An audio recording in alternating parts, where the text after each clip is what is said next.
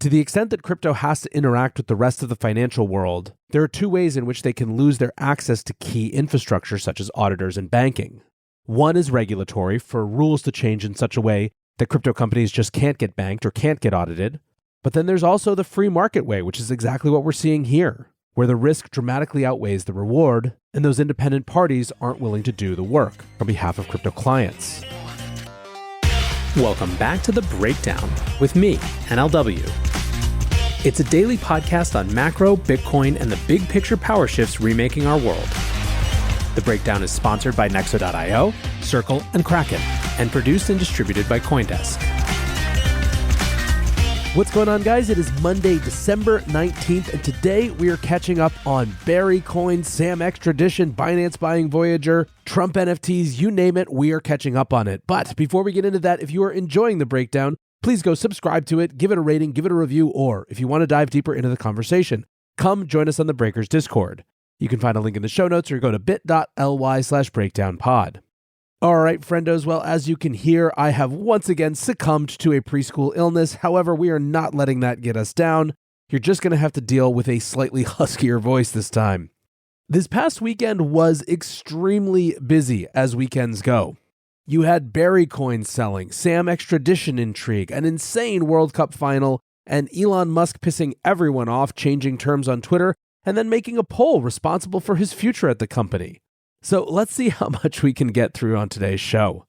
Let's start with the Sam update, as it's relatively small.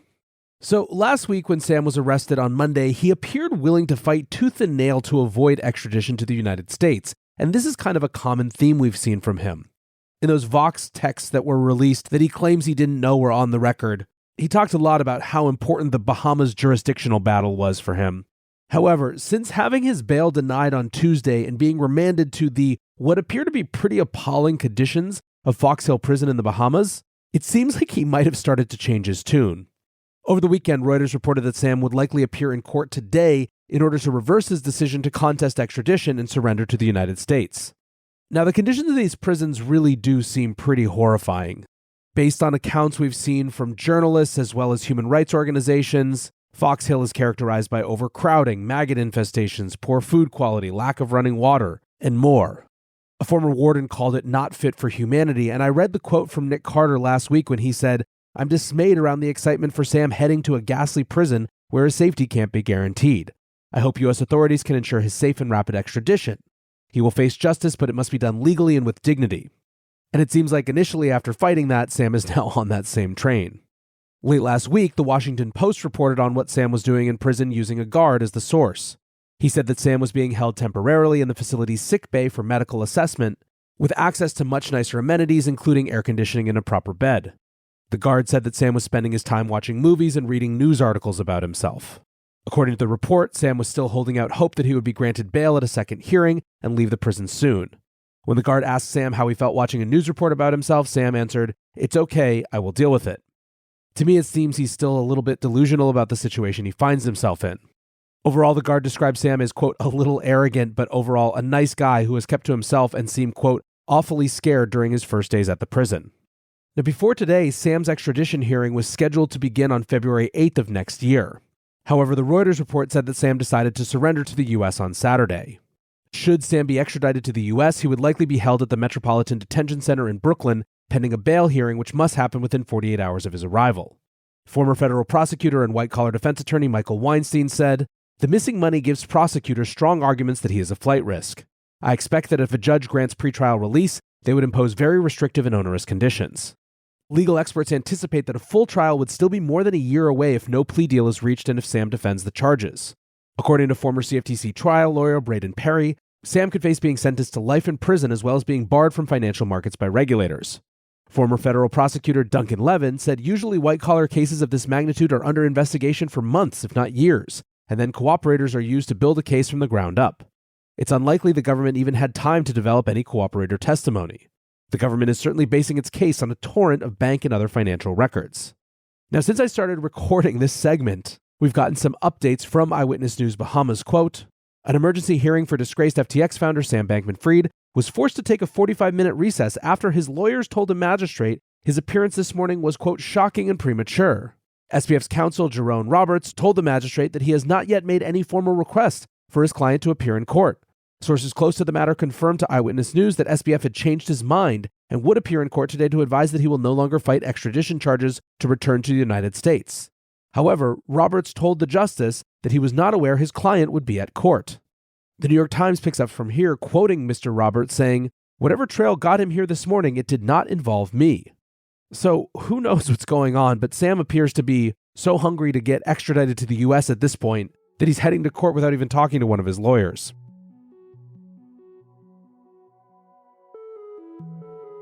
In an ecosystem where innovation is the norm, it's the basics that are in the spotlight. Nexo is a company that has never put the safety of clients' funds in question.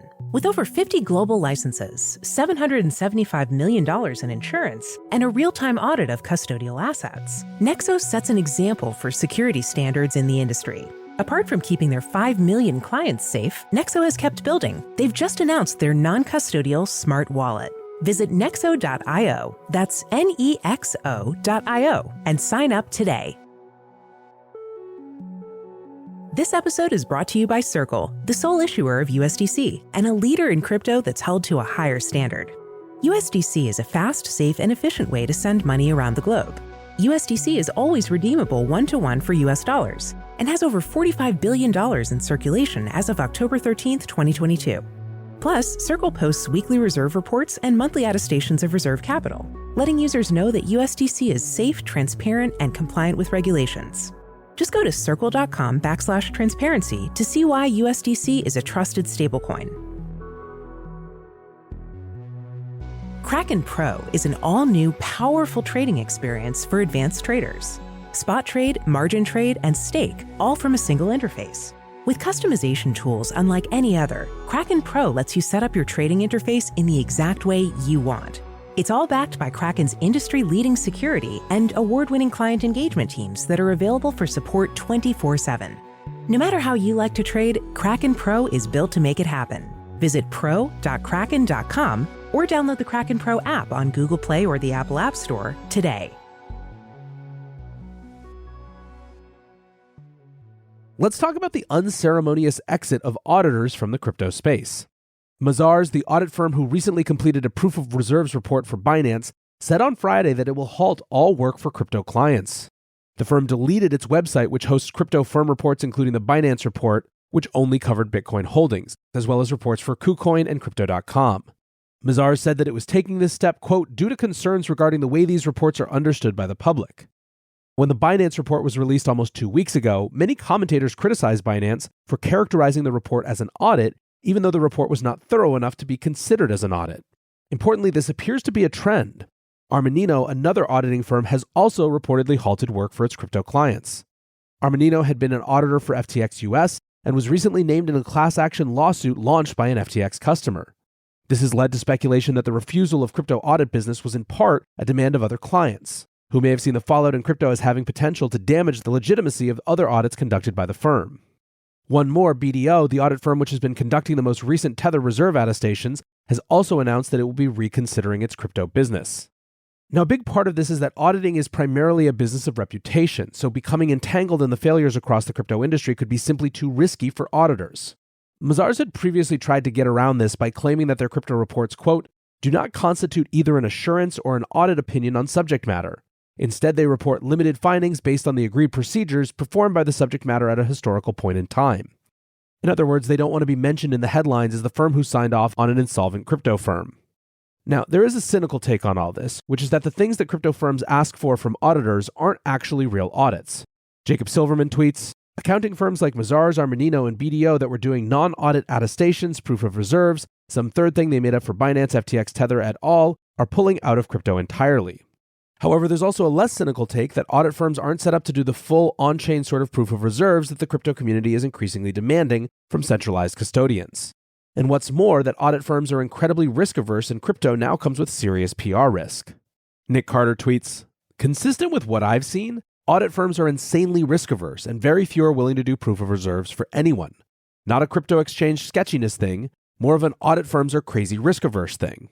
The Armanino FTX US fallout has every single audit firm reconsidering crypto exchange relationships. Insurance premium for auditors are up too. Many crypto exchanges just won't be able to get anything now. Yes, Mazars deleted their Proof of Reserves AUP. Is this evidence that Proof of Reserves is rotten? No. Mazars pulling back from crypto audits is likely due to bad PR and the parent org asking the South Africa branch to cool it.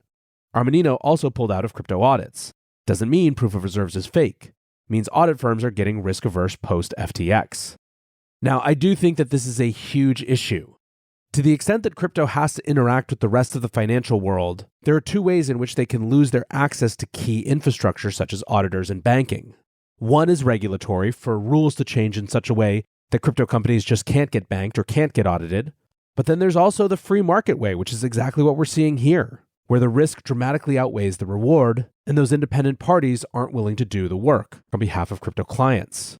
This is a real damnable and intractable problem, because by definition, it requires some firm taking some amount of industry risk or some individual putting themselves out there with career risk to argue for it to try to be the one firm that's willing to do it. And clearly that hasn't served these auditors that well, or at least that's how they're feeling right now.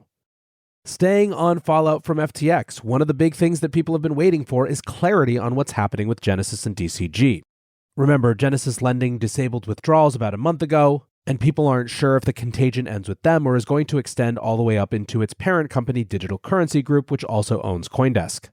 However, on Friday, around the time that US equity trading closed, something weird started happening.